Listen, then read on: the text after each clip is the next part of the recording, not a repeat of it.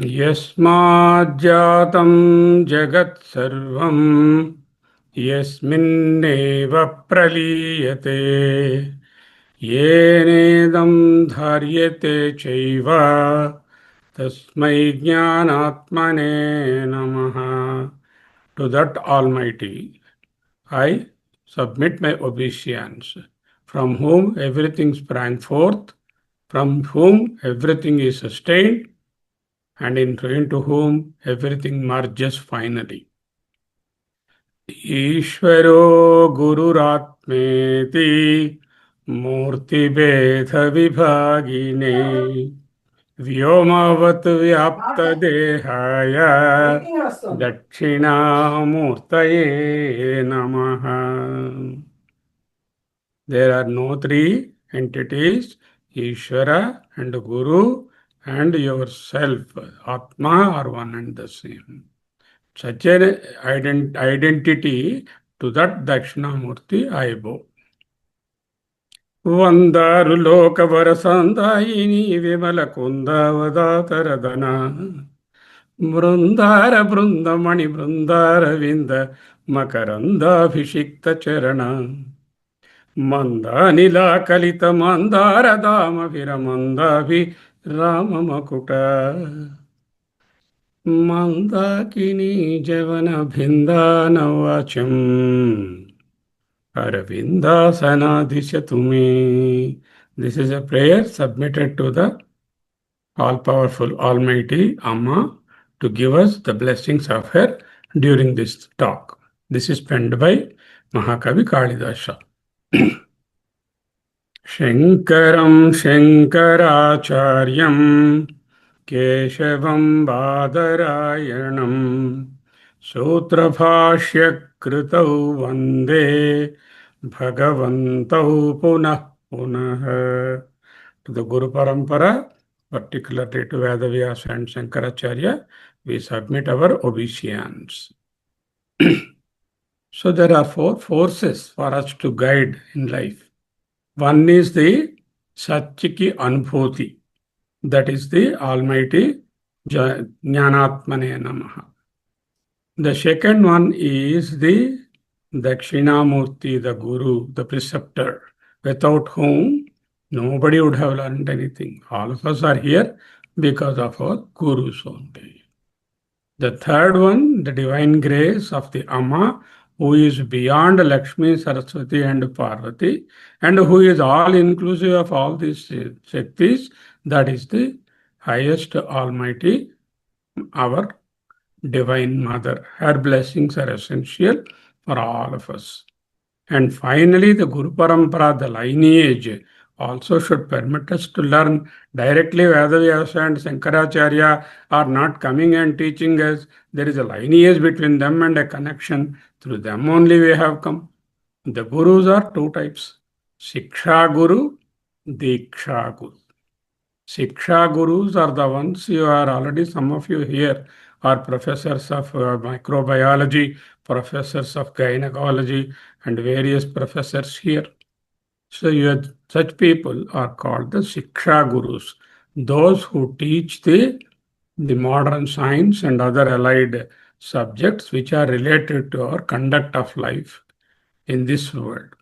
Diksha Guru is the one who initiates and propagates to us towards the highest goal, the liberation from the bondage. That is the Diksha Guru. Vedavyasa and Shankaracharya are the Diksha Gurus. Our obeisance to all. Today's talk is a praxis. What is praxis? Praxis is practical framework, a 20-point praxis of transforming you from the mundane karma into the Ishwararpana, the architecture of action. While doing this, you see the picture there on the left, the lotus leaf and a drop of water. The entire teaching lies in absorbing the concept of leaf, lotus leaf and water. We are here synthesizing the applied psychological technologies of Bhagavad Gita drawn from second, third, fourth, 5, 6, 9, 12, and of course the ultimate chapter, the 18th chapter for the modern practitioner. Modern practitioner may not have enough time to go into the scriptures, but still he wants to excel. How can he use the wealth of knowledge, the expertise and the direction given by the sages in his modern day-to-day life? This is the topic. Karma Yoga, don't get confused. Karma Yoga, there is some yogi sitting there, and you have to become a yogi, you have to get to the forest to become yogi, and then only your karma. No, not at all. Just drive away that concept. Now, all of us have this ahamkara. Ahamkara is not a true translation as ego. Aham karomi iti ahankara. I am the doer concept. For everything, you say, I am the doer. If anything good happens, I am the doer. If anything bad happens, no, he has done or she has done. So this ahamkara takes the credit and gives all the discredit to people opposite to you. This is what is called ego-driven action. Ego-driven action always binds. Okay, then how do I get over this binding? The true spiritual technology is not merely the cessation of desire. How can you be without any desire in this world? Is it practical for you to be without any desire? It is not cessation of desire. Here, the point is with cessation of desire risks dry stoicism, but the active transformation of the desire into a purpose. That is what all of us wanted to know. Okay, so the journey moves from emptying the vessel of ego to filling the vessel with eternity and divinity, entire eternity and divinity, entirely divine. So my vessel, my mind, is filled with ahamkara, the toxic fluid. This toxic fluid in my vessel should be emptied, and I must refill with qualities like divinity, devotion, dedication, love, surrender, and other things. That is what is called the nishkama. Nishkama means not associated with the desire. Desire will be there, but you don't attach yourself to the desire and detach your action and the fruit also. This certainly liberates. You try for 1 week, you will know whether Nishkama will be beneficial or not. These are not yesterday's messages. Gita is a manual, it is a workbook, it is not a Hindu scripture. Gita's teachings they transcend the time, they are eternal. So from ahamkara, I have to fill that vessel with divinity, love, dedication, and purity of heart, and detaching myself from whatever I am doing and continue to do that. That is called the nishkama. Then ultimately, you have to surrender to the Ishvara. There is a divine power. All of us know who is rotating this earth, who is causing the rains to come, who is maintaining the planets in their respective orbits. Certainly, there must be a cosmic instrument, a divine instrument, a transcendent instrument. That transcendent instrument may not be available to you to appreciate directly before your eyes, but Karanatvat, because you can see the effects of them, the karya or the karyatvat, you are seeing the effects, the karana or the Ishvara is there, and that Ishvara I have to surrender. So, what are the 3 basic steps? From ahamkara, the self-driven ego, filled with toxic fluid, into a nishkama, detached action, and then submit my everything towards the Ishvara. Okay, this is the principle of Karma Yoga, the redirection of the energy for a positive purpose. Now, we are now dividing this into 4 phases. Phase 1, phase 2, 3, and 4. What is phase 1? Samatvam. Okay, Samatvam is equanimity, the foundation. of of Vedanta, of Gita is Samatva. The word Samatva has come several times in Gita. If one can count how many number of times the Samatva and the Nisanga has come in Gita, it will be boundless number of times it would have come. We will see in chapter 2 that Samatvam itself is yoga. What is Samatvam? There are two things. The entire teaching of Hindu philosophy is based on two pillars. Pillar 1, equality. Pillar 2, equanimity. What is equality? When I see anything outside, I must see as though I am seeing myself.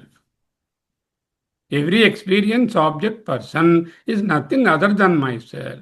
So I will not injure the nature, I will not hurt the people, I will not destroy anything and do anything destructive. This is what is called the samatva. That is the equality. Then equanimity.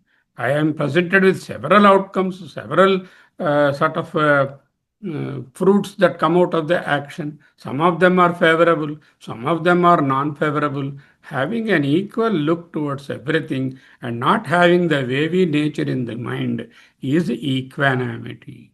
Equality and equanimity are two fundamental pillars which can be told by one word called the samatva. Samatva and samanatva. Samatva and samanatva. Samatva includes samanatva also, external and internal.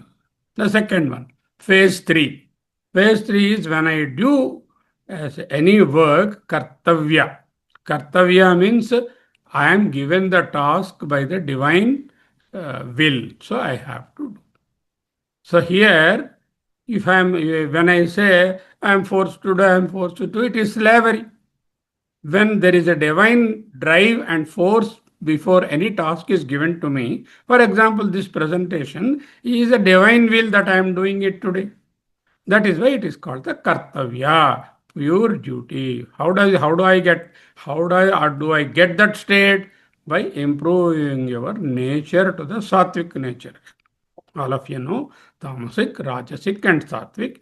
The highest level of mood of the mind is the sattvic mind. That is emphasized in chapter 5 and chapter 8. That is the phase 3. But before that, we have phase 2 on the left side, which is called the asakti. Asakti is attachment. Ashakti is detachment. Ashakti, I am attached to whatever task or work I am given. Ashakti means I am doing, but I am detached.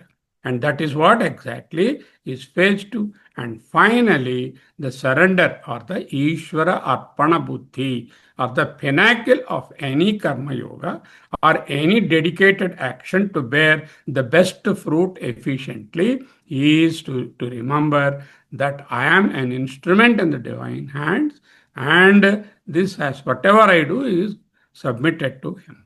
So with this background, we will go into the 20-point application from a sequential spiritual technology. This is the technology, mind you, it is not some poetry or sort of spirituality or mythology. Gita is not mythology. It is not mysticism. It is not poetry. It is a mere technical guide, sequential spiritual technology, shifting the practitioner from intense personal discipline to ultimate divine surrender, devotional surrender. First, it instructs you all the things related to your personal discipline and how the personal discipline should culminate in the ultimate devotional surrender. Let us see these phases one by one. All of you, of course, I am sure, will be interested in this journey. So if I have sakama karma, that means I am desire prompted activity. I want this, I want this, I want that. I need more, I have it, I will have it. I am going to have more. This is sakama karma. And if you have something again, you require some more. If you have iPhone 13, you have iPhone 17. Dil mange more will never stop. So here motive is what? Personal gain. You are bound because you are looking for a personal gain. Okay, then you view every endeavor as a success or failure. And that causes, elation and depression or despair. And the sense of doership is very strong in that I am the doer, I am not the doer for any bad things, I am not the responsible for any good thing, I am responsible. This is the doership or kartritva, and the end stage is you will be left with a lot of karmic residue. What is this karmic residue? We call it in Vedanta Vasana. Vasana is the karmic residue of whatever you do with Sakama will lead into karmic residue. Then, let's say I go from Sakama to the Nishkama. I told you what is Nishkama in the previous slide. Now, here it is Kartritva. I am the Isvara's agent to do this. I am not the Karta. I am given the Kartavya. I am not the Karta, but I am given the Kartavya, that is to do the duty, and then the purification is the motive. There are two things. By doing it as a Kartavya, you take the divine order. Two, you purify your mind. This is called Chitta Suddhi. That frees automatically. Chitta Suddhi frees from all the turmoils of the mind. Then the samatva. What is the source of success and failure? How do you take it? Equanimity. When I say outside or inside, I take it in an equal faith. That is called the samatva. And finally, the sense of doership I have given away. I said the prakriti or the nature is acting. I am not the agent. Let the nature act. So let the divine will take its course. That is the sense of doership is given away. What will be the end state of that? It will be a stepping stone for moksha. Will it directly give the moksha? No, because it purifies your heart and prepares you for the next journey. A student is there, he is qualified in MBBS in high colors. That means, he has become eligible to go for post graduation. He has not yet become a specialist. So, for him to become a specialist, he requires first to pass the MBBS in flying colors. That stage the Karma Yoga gives. Then, of course, your flight to, MD, MS, DM, PhD, whatever you call, the higher levels, that is equivalent to your moksha. So, Nishkama Karma will lead me to Jnana Yogyata Prapti, makes me eligible to get into moksha fold. Ishwararpana Buddhi, the divine love and compassion. And here you have to have the worship. Work itself is worship. Work is worship. We transcend the work and convert the work into a worship. Okay, we are graceful to the God for the divine grace. Today, we are able to eat a few morsels of food. We are able to talk well and articulated way. What is all this? It is divine grace. I am the instrument in the divine grace. Instrument, does it have any choice to cut or not to cut? The divine will makes the instrument to cut or not cut. Likewise, you are also a divine instrument. Okay. Bhakti. What is bhakti? Bhakti means putting some camphor or putting some sandal paste or throwing some flowers or waving some lamps. Absolutely wrong. That is not bhakti. That is what you call puja or whatever it is. Bhakti is a sense of total surrender, devotion, dedication to the task. This is an undercurrent, a platform on which everything else is built. Be it karma, nishkama karma, or karma yoga, or dhyana yoga, or jnana yoga, the undercurrent, the supporting stratum is bhakti. That is a dedication or devotion or complete taking that as the supreme. That is the bhakti here, nothing else. Swarupanusandhanam bhakti pisiyate. Being in your own self is bhakti, according to Shankara. Now, what is my problem? I have an action. The action will definitely give result. All actions will end up in some result or the other. Of course, the results are manipulated by so many external factors other than my contribution. I am a student. I studied well for IIT. I did not get it. Why?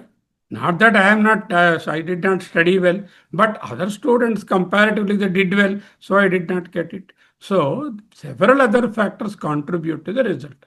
Unfortunately, all of us are obsessed with the result. And we always want to put the cart before the horse. And then look at the result before the action is complete even. Can a farmer be preoccupied with the crop and how much he will sell, how much he will get, and then waste his time in not properly nurturing the crop? You tell me, what sort of a farming is that? Likewise, every action, when you attach with the result, your time is wasted, your energies are dissipated. When you delink from the result, your energies are on the present. Result is a future tense. Action is the present tense. Live in the present. Don't go back, go and try to live in the future.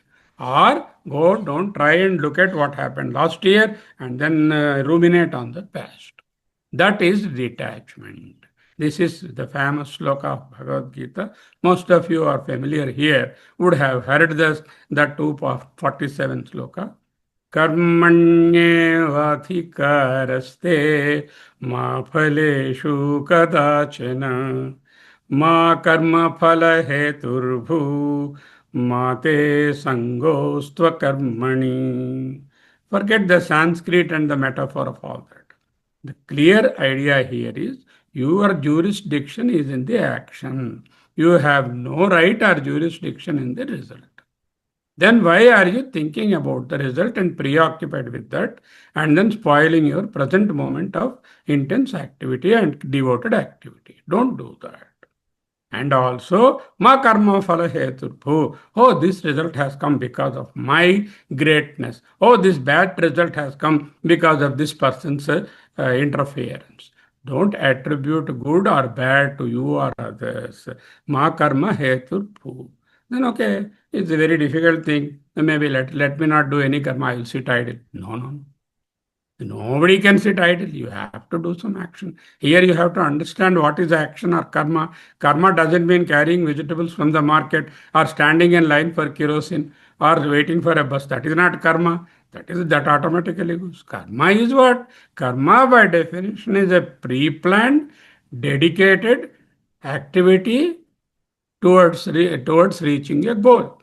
It could be a Vaidika karma like yajna or yaga or homa or anything, or it could be a Laukika karma or worldly work that you do in the office or in the school or as a manager of an organization. So that is karma. Don't confuse that, I wanted to watch TV, that is karma. No, no, that is not karma. Don't worry about those things.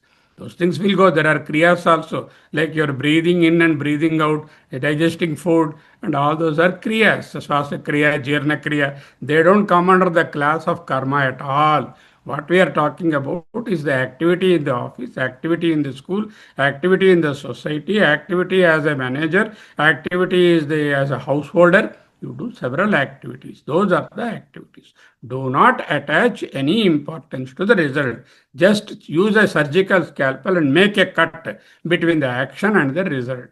Then there is no question of desire mode. Then automatically the action becomes without any expectation. Naturally, the focus is on the present action. That is what Karmanyavadhikaraste tells. Karma Yoga does not attempt the impossible task of stopping a result of an action. You cannot stop the result of an action. Whether you like or not, the result will come. Instead, it acts as a surgical intervention that stops the psychological dependency on the result. You have a right to perform the prescribed duty. Your jurisdiction only is the duty, but you are not entitled to even dream or think of the fruit. Understood? Let's go. Siddhya siddhyo samo bhutva samatvam yoga uchyate. A great saying. Yogastha kuru karmani sangam tyaktva dhananjaya siddhya siddhyo samo bhutva samatvam yoga uchyate. What is the essence of this sloka? You see the balance there. There is siddhi. That is, the desired fruit has come. There is asiddhi, undesirable fruit has come. You try to give an equal look for that. Don't try to be sort of positive towards this and negative towards that. Anishtam, ishtam, mishramsya, trividha, karmana phalam. There could be three types of fruits. Very acceptable, very unacceptable, and middle path, that is the middle type of fruits. Anishtam, ishtam, mishramsya. Whatever occurs, Sithya Sithyo Samo Bhutva. Make an even look, a balance, the Siddhi and Asiddhi. Samatvam. This sort of look, Samatva, or equality, equity, or equilibrium. Yoga Uchyate. Yoga is not sitting somewhere away from the world and renouncing all activity like a vagabond go and roam here and there. That is not yoga. Yoga is be in the thick of life and don't get entangled with the fruits of the action. Now, claim the action and release the outcome. Exercise total agency in effort while relinquishing all claims to the result. Eradicate the urge for inaction. Mas sangostva karmani. Akarma means not doing activity. You will have a urge to become inactive. Don't do that. Ablation, abandon the toxic attachment to the fruit. Sangam chaktva. Sangha is attachment. Chaktva is releasing. So perform duties without psychological entanglement and attachment. It is very toxic to you. All of you would have realized how toxic it is. You expect your son or daughter to look after you very well. You are very attached. Unfortunately, they don't look after you. Then what sort of thing is it? It is a very toxic situation for you because of the attachment. Equalize the dualities. Dualities are the nature of life. Can anyone avoid duality? Can anyone avoid failure? Can anyone get only success all the time? Duality is the way of life. So accept them with equal emotional balance. Redefine the yoga. Yoga is not running away from the physical environment into a recluse environment, not a particular physical posture like Ashtanga yoga or Kriya yoga or yoga master in the morning teaching you yoga. That is not yoga. Yoga is what? Yoga is this. Yoga is what is said now. Yoga here stands for Karma Yoga. Okay. Now,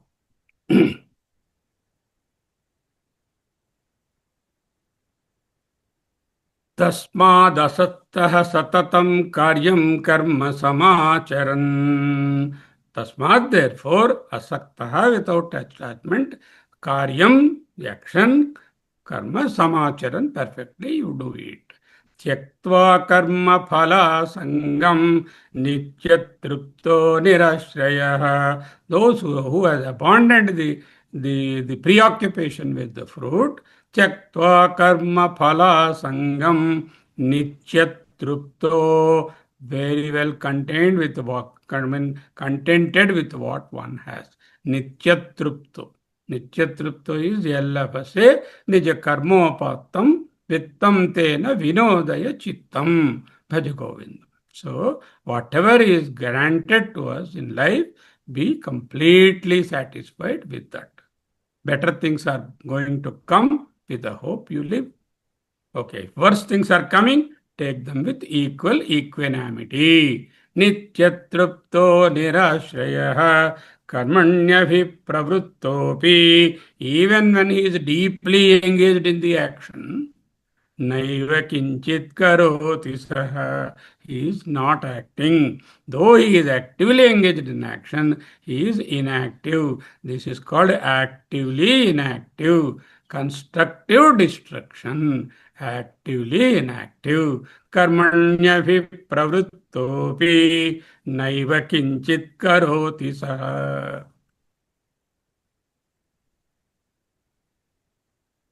Karmanyabhipravrittopi naiva kinchit karoti saha.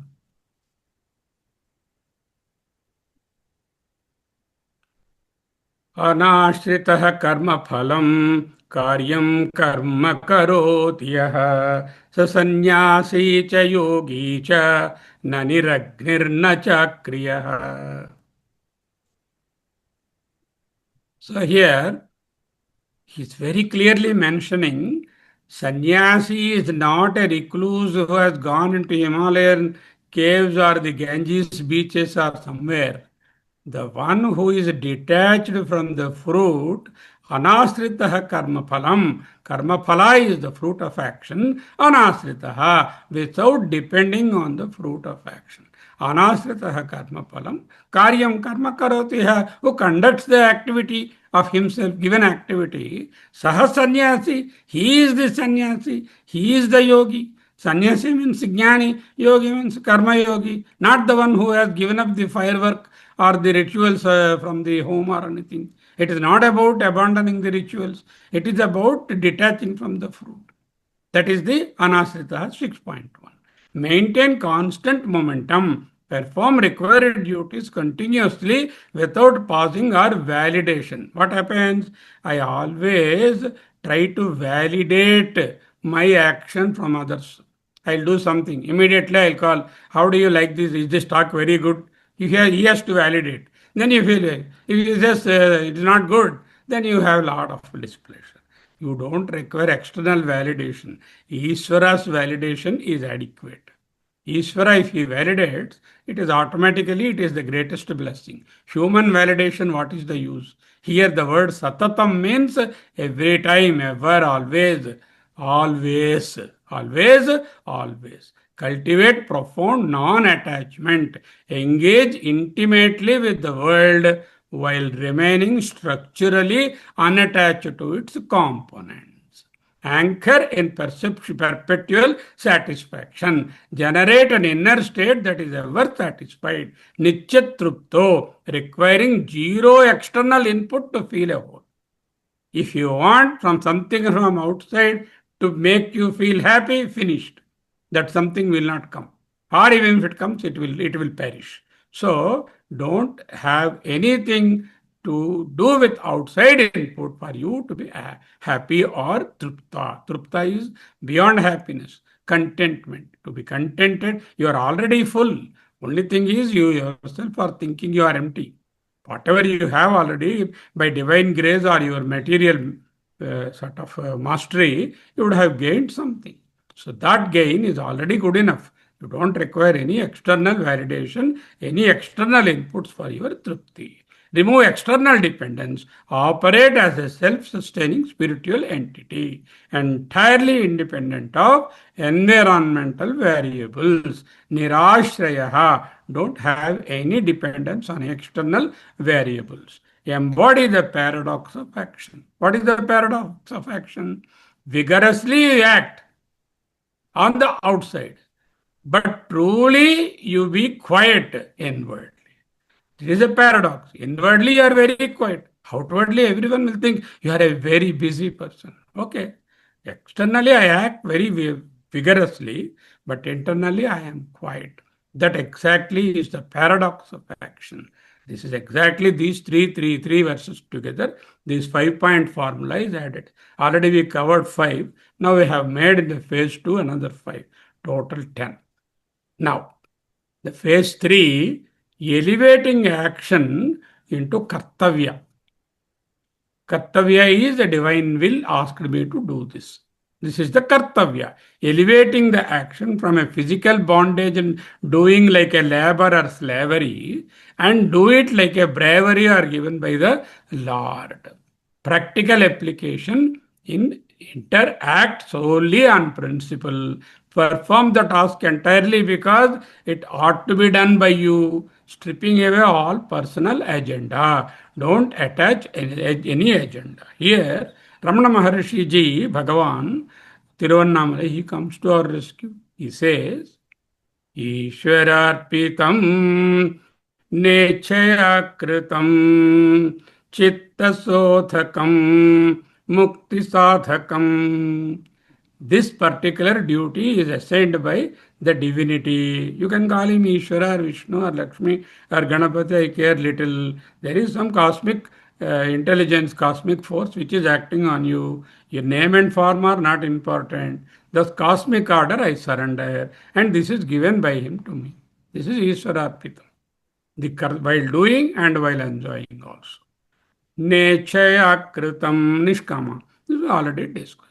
Is that what will happen? Chitta sodhakam. Mind becomes pure. You are eligible for next graduation. You have finished undergrad. You are going to become postgraduate. You have finished karma yoga. You are going to jnana. Probably you will get liberation too in this very birth. That is the first step. Discard the romanticism of escape. All of us are very adept in escaping. No, no, no, it is very difficult for me to do. You ask anybody anything, first answer is he cannot do. After that, only all the other answers come. This is what is called an escapist activity. That should be shunned. Purity of the mode of action. Purify the mode of action. Elevate everyday task into a passionate striving into luminous structured duty or sattva. Don't do it like rajasic activity. Do it with a sattvic attitude that elevates the action. Embody the lotus leaf. You emulate the lotus leaf. You know lotus leaf, the Padma Patra on the lotus leaf. Try to put water. Will it stick? No water sticks. Why? There is a covering. There is a cuticular covering, the impermeable layer on the top of the lotus leaf, which doesn't allow water to stick there. Like that, you have an impermeable sattvic layer on your mind so that all the worldly distractions, good and bad, raga and dvesha, like and dislike, will not penetrate into the mind and disturb the mind. This is called the Padma Patram Ivambhasa. That is the first sloka here. The anchor there is 510.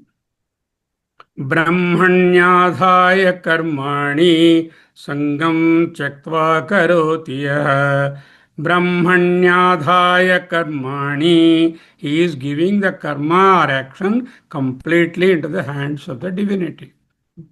Sangam Tyaktva Karoti Yaha. Without attachment, he is conducting the activity. Lipyate na sa papena. He is not tainted by the good and bad of the action. Papa here means punya also. Papa and punya go together. They are a bundle.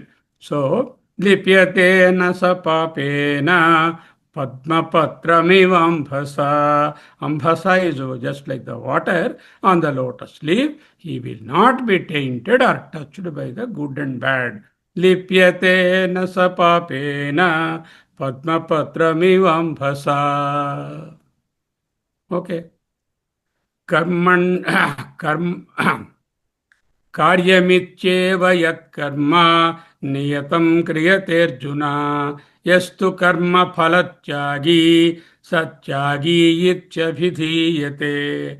Who is the tyagi? Who is the greatest renouncer? Tyaga is renouncement. Who is the vairagi? Vairagya, tyaga, renunciation. These are all meaning renunciation. Who is the renounced person? Yastu karma phalatyagi. Who disowns the fruit. He is not bothered about the fruit. He is not concentrating on the fruit. Fruit is Ishvara's hand. He, whatever the Ishvara desires, he will give. Do you think Ishvara is partial?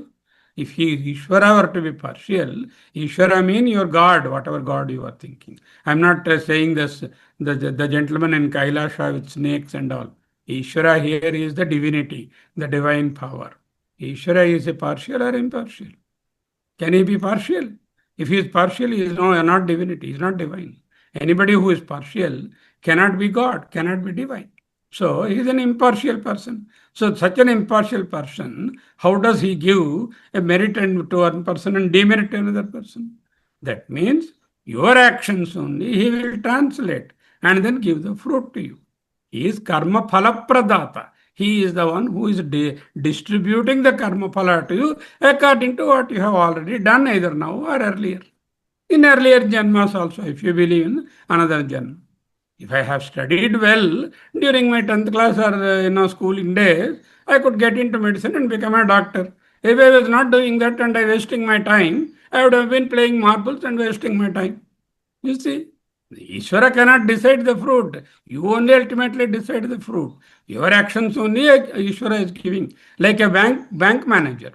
The bank manager, can he have anything not in your locker to take? He will only allow your locker to access. But he cannot allow others' locker to access. Whatever you have put in the locker, that only you will take it. But can you take it on your own? No. The bank manager is required to open his key. Then your key also you will put. This divine locker, there is no wife and husband sharing here. There is no son and father joint locker. Everybody's locker is same. You get whatever is there in your locker only, you will get it. Through whom? Ishvara. Ishvara karma. Here I am telling you, Ishvara is whatever God you think. It's almighty divinity, that's all. Embody the lotus leaf principle. Lipyate na sa papena padmapatramivamphasa. He is not wet or unwet completely by the karmic residue. Punya papa are the karmic residue. If you have a pan, after finishing the 10 doshas, there will be residue, all black stuff. That is karmic residue. All the karmas produce such residue there. That residue you have to avoid. Then it will be shining. If the residue is there on the mirror or on the pan, will it ever shine? So internalize this sannyasa. Sannyasa is the not external relinquishment of one comfort or griha or bharya or bharta. It is not, running away from the world. The world. You have to be in the thick of life and internally you renounce. Recognize the true monasticism. This is the monasticism, is a cognitive architecture, not a physical retreat into a forest. So 15 are over. Another 5 are there. What are those 5? Let us see. The sequential mechanism which will preview to the absolute peace. What is that absolute peace?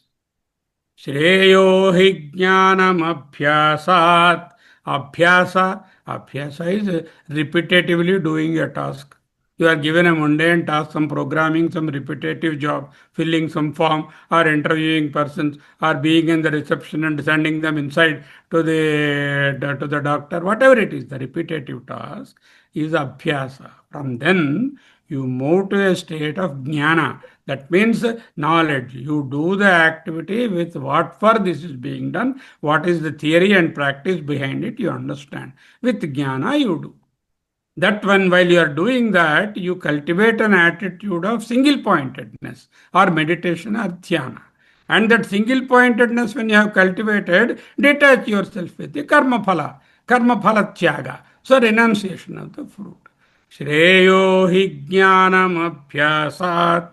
It is better, jnana is better than the abhyasa. Jnana dhyanam visishyate. Dhyana is better than the next level than the jnana. Dhyanat karma phalatyagam. Next level from the after the jhana is renouncing the fruit. Then with all these things, what am I getting? Tyaga shantiranantaram. Shanti, peace, internal infinite peace. Tell me what is peace? Think over. Define peace. Huh? Think over. Define nishabda. What is silence? Huh? Silence is absence of sound. Shanti is absence of ashanti. Absence of ashanti. Ashanti is all worldly entanglements are ashanti. If I am devoid of the worldly attachments and entanglements and the fluctuations and the wavy nature, the Shanti prevails. The other name for Bhagavan is Shanti. Shanti is Shiva. Shiva is Bhagavan. Shiva is divinity. Shanti and Shiva are one and the same. If you say Shanti, it is Om Shanti, Shanti, Shanti. 3 times you invoking the Bhagavan there. That's all. Shanti is internal, infinite peace. Let there be external turmoil and war. In the internally, you are totally free. Shreyo hi jnanam abhyasat jnanat dhyanam visishyate dhyanat karma phalatyagam tyagat. From tyaga shantiranantaram. That is the ultimate. Now 5 more points are left. In between we bought these 5 steps because we have to go into the next level after understanding the 5 levels of jumping from the abhyasa to the peace. Once you attain the stable mind or peace, then you have to think about the 5 last set of commandments. We can say 20 commandments.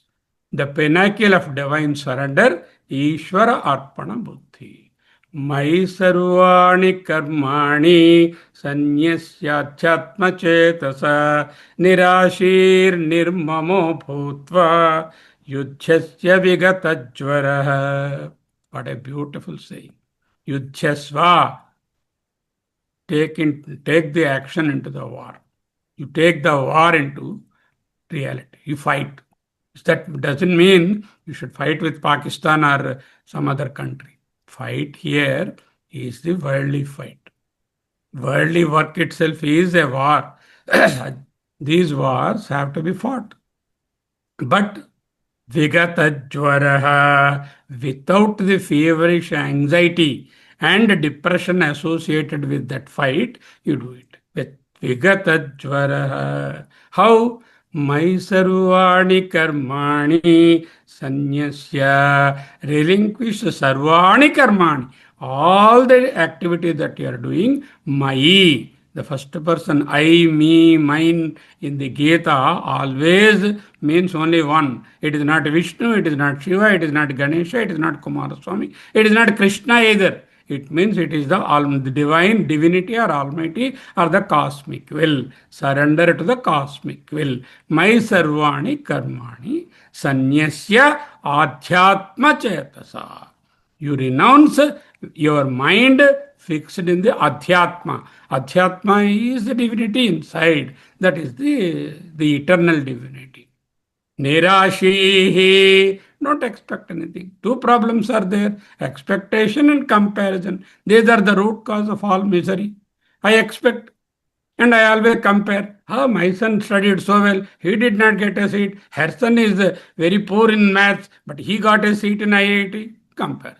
Expectation. If you come to my house, what you will bring? If I come to your house, what you will give?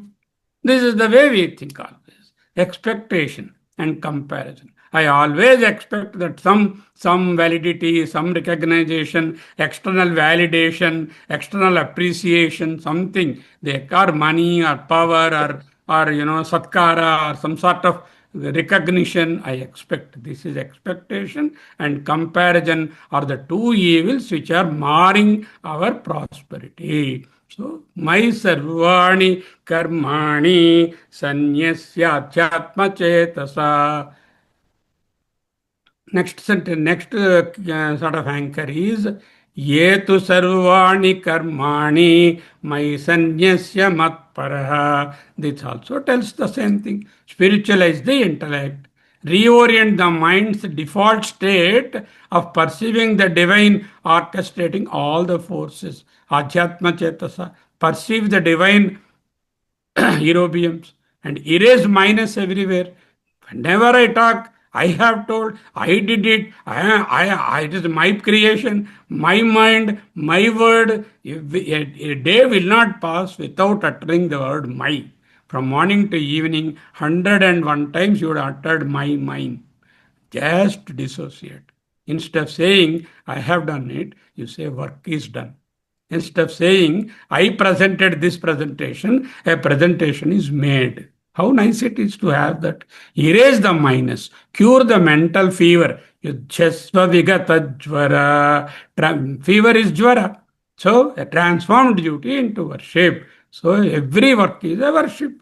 Not a ritual worship with waving lamps. Work itself is worship. Unify karma and bhakti. Karma cannot be standing on its own. It is not a standalone. Action cannot happen without the support of bhakti, devotion or dedication. Without devotion or dedication, it becomes a futile karma, a futile action. With dedication and devotion only, it can stand and progress further.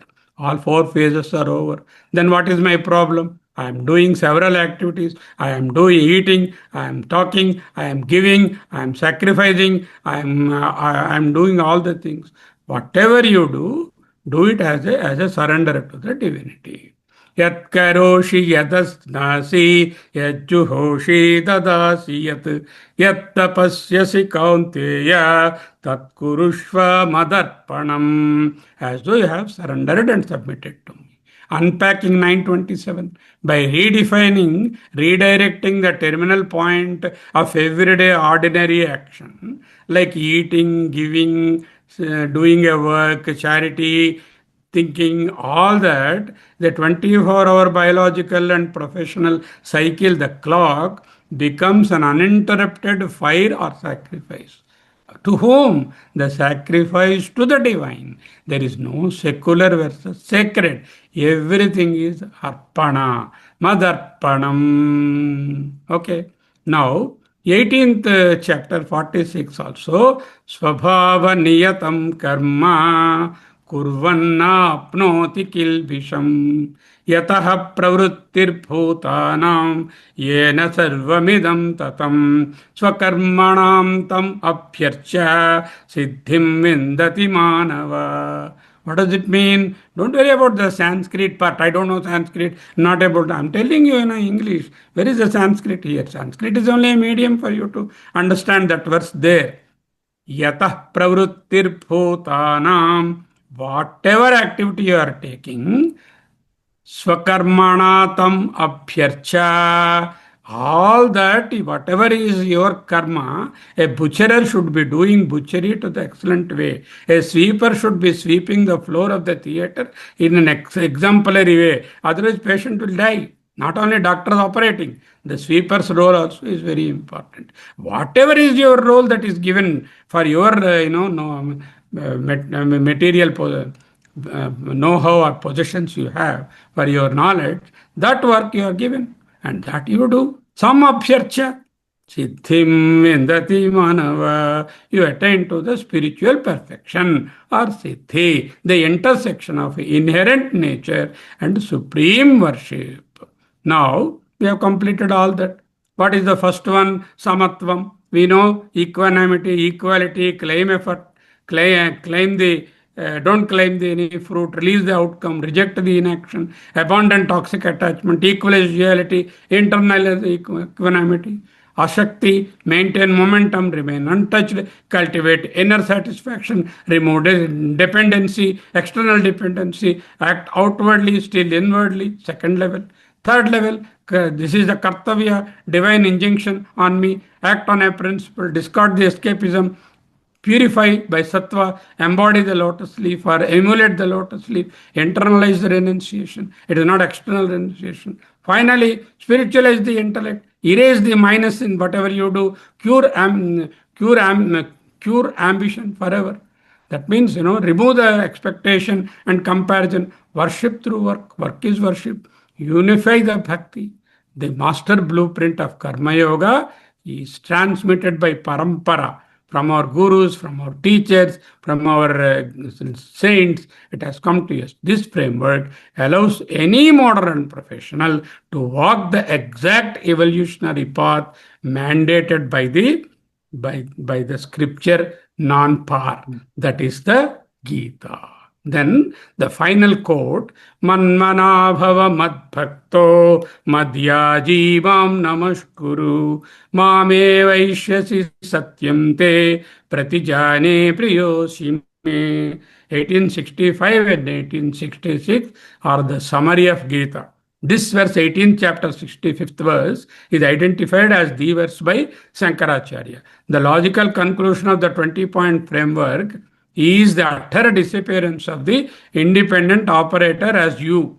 When the mind is entirely fixed on the Supreme, the individual practitioner vanishes. Only the divine instrument remains. This is the dissolution of the doer. There are 4 levels here. Mad Bhakto, be reverential. Mam Namaskuru, be very reverential to your action. Madhyaji, do it with devotion and dedication. Madbhakto, cultivate the attitude of divinity, surrender and devotion in the action. And become the action itself. Tadatmya, become one with that. That is the Manmana Bhava. 4 levels. Mam Namaskuru, Madhyaji, Madbhakta, Manmana Bhava. Manmana Bhava is the highest thing. Absorption into the activity. For that you require total devotional approach, dedicated approach. Madbhakta, not waving lamps, not putting flowers. The ritual. I'm not talking about it. The bhakti is the dedication there. Madhyaji, not yajna of, what is prescribed in the Vedas. Your work is the yajna. And revere the work. You have obeisance, reverence to the work they do. Then what will happen? Mameva yeshyasi. You become identical with the God. Who is telling? The divine promise it is. Satyam te pratijane priyosi me. Many times you go to the God's photo and you take promises. Sir, I will do like this. Please give me that. Please give me this. Okay, here God is giving you promise. I am giving you promise, my dear. Why? You are all dear. Who is dear? Whoever is doing this is dear. You are dear to me, he said. That you yourself is that you obtained by the. So then everyday prayer, Nitya Puja and Swadhyayana, study about yourself, internalizing the study of the internal Atma, the soul. Atma Jnana, Nitya Puja are essential. Then I always use God as a tool. I want comfort, I want success, I want health, I want dress, I want status, I want fame, I want legacy, I want prosperity, I want pleasure. For all that, I want to go use God as an instrument. I go and pray Him. You give me this, I will give you 20,000 rupees in the hundi. You are using Him as a tool. Instead of the sadhana, God you are using as a tool. The illusion of sadhana bhakti, and shift to a paradigm shift to the sadhya bhakti. Because when you focus on the ultimate or the goal or the divinity, once you transform into that, all your daily things are connected inward to that. God is no more a tool. God is the Siddha. From Sadhya Bhakti to the Siddha Bhakti. From Siddha Sadhana Bhakti to Sadhya Bhakti. From Sadhya Bhakti to Siddha Sthiti. That is the moksha. This is the paradigm shift. So I told you the 4 layers. Layer 1, Mam Namaskuru, reverence and humility. Humility is the core of any behavior. Whoever is having humility, that is the person who is really knowledgeable. Second one is Madhyaji Bhava, dedicated and service. Madbhakto Bhava, devotion and love. And finally, absorb totally in me, Manmana Bhava. Ultimate absorption is rare, but building the base is accessible to everyone. You may not get to that pinnacle of light of Manmana Bhava, but you can cultivate tier 1 and then ascend to tier 2, then of course to tier 3, and finally onto the top of the pyramid. This is a pyramidal ascension. So these are the few points I wanted to share, and there are few more slides. I would like to skip them. Anyway, I'll circulate this one. One last word. Always a person is singing, let us say Balamurali Krishna or any person is singing, there is an instrument, the Shruti instrument is there. Will he ever deviate his performance from the Shruti? He will always concentrate on the underlying Shruti. He anchors his subconscious mind on the Shruti, on the tambura drone, while performing his various musical notations in the kacheri. Likewise, in the external world, you do several things, and all those things, don't forget the underlying tambura shruti or the drone on which you have to concentrate. That is your inner divinity. This inner divinity only is making you all these things. So, a musical metaphor like a master vocalist improvising highly complex notes while their subconscious mind remains perfectly anchored to the unbroken background drone of the tambura. The material metaphor, like a mother fully engaged in aquatic work of daily core, there is a young infant crawling there. She always keeps one eye on the infant, though she is absorbed in the chorus. That one eye on the infant is one eye on the God here. You can use any examples. Worldly duties and fluctuating daily tasks. And see, sakama karma, material gain, and niskama karma, utility and duty, and then mumukshu, seeking liberation, and the final one is the jnani, that is the pure love you have here. And that is the motivation. Then the action is the transactional. Everything is dependent on expectation and comparison. And here he becomes selfless. Then he is finally anchored and devoted. And it becomes effortless flow for the jnani. And I always use God as a tool. In the Sakama, God as the master, God as the ultimate target, indistinguishable from God. If one becomes one with the God, use this matrix to locate where you currently are and try to go from this bottom to the top. Choice is yours. If you want to remain here, nobody forces. If you want to ascend, you try and ascend. Better now than never. Okay. Now, Satyam te pratijane priyosi me. This is a divine promise by the God. So I promise you this truthfully, my dear, because you are very, very dear to me. Who promises? God is promising you here. You are not promising. Unlike the chaotic material world that offers zero guarantee for our effort, this verse contains a cosmic assurance. It is an eternal issue. It is not a business advertisement or a conditional transaction. It is an absolute guarantee of profound inner transformation for those who trust this process, which is listed here, the ultimate guarantee. Now, there is one word I wanted to say and close it. Yo apsu navam pratishtitam veda pratyeva tishtati. This is a Veda mantra from Yajurveda. Yo apsu navam pratishtitam veda pratyeva tishtati. You have to cross Ganges river. You have gone to Ayodhya or you gone to Kashi. You wanted to cross the Ganges river. Ayodhya, you have Sarayu river. You require a boat. Okay, you sat in the boat. You can go that side. If you allow the water to come into the boat, what will happen? The boat will sink. Yo, yaha, that person, apsu in the water, navam pratishtitam, just like a boat kept in the water and going nicely in the water and transgressing the water and reaching the other shore without allowing the water to come inside, he is in a special position.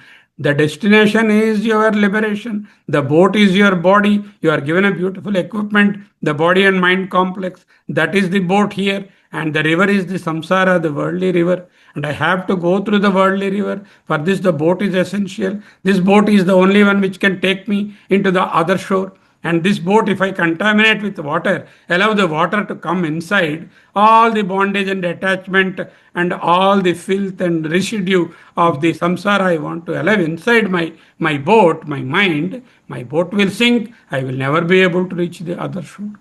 So boat must be in the water, but the water must never be in the boat. This is Yo apsunamam pratishtitam veda pratyeva tishtati. Om Tat Sat.